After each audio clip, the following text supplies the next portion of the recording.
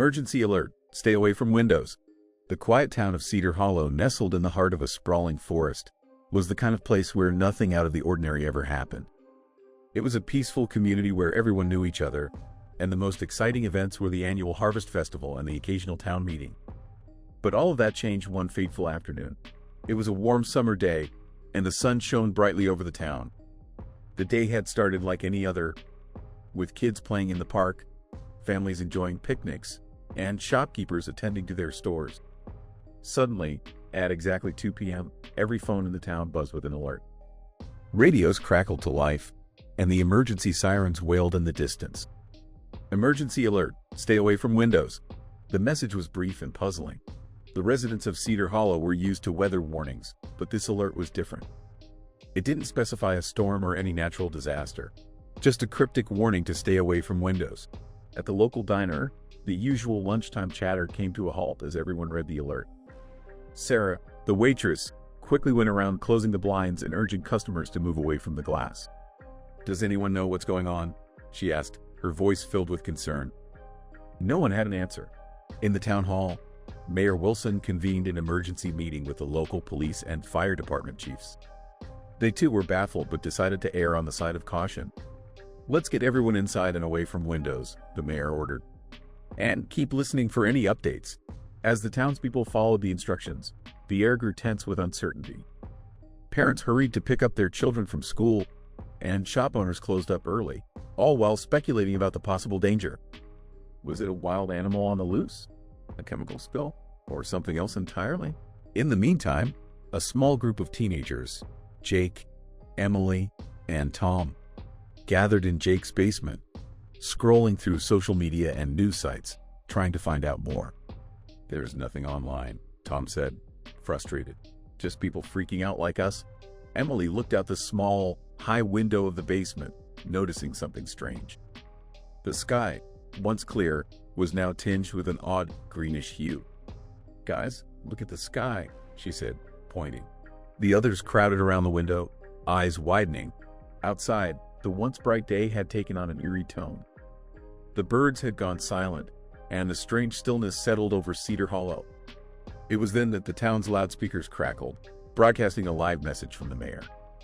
"Attention, residents of Cedar Hollow," Mayor Wilson's voice boomed. "We have received reports of a potential chemical leak from a nearby industrial facility. It is crucial that you remain indoors and stay away from windows until further notice.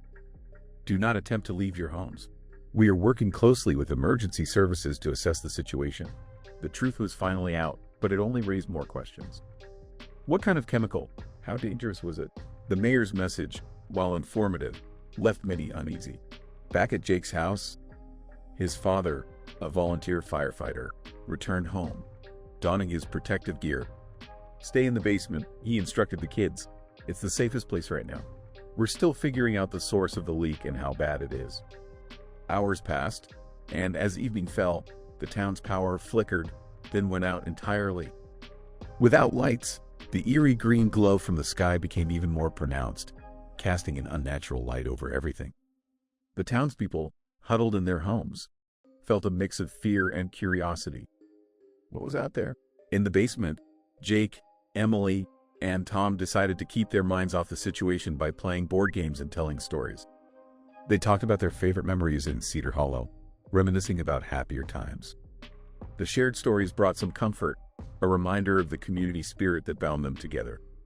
Suddenly, there was a knock at the door. Jake's father reappeared, this time with a tired but relieved expression. "Good news," he said. "The leak has been contained. The authorities are testing the air, but it looks like the worst is over. We still need to stay inside until we're given the all clear, though." The announcement was met with sighs of relief. The town's emergency services had acted swiftly, containing the chemical spill before it could cause serious harm.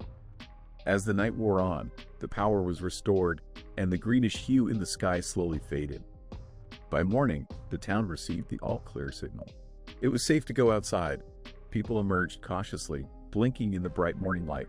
The streets were eerily quiet, with everyone still on edge from the events of the previous day. Mayor Wilson addressed the town, praising the quick response of the emergency services and the cooperation of the residents. The mysterious incident became the talk of Cedar Hollow for weeks.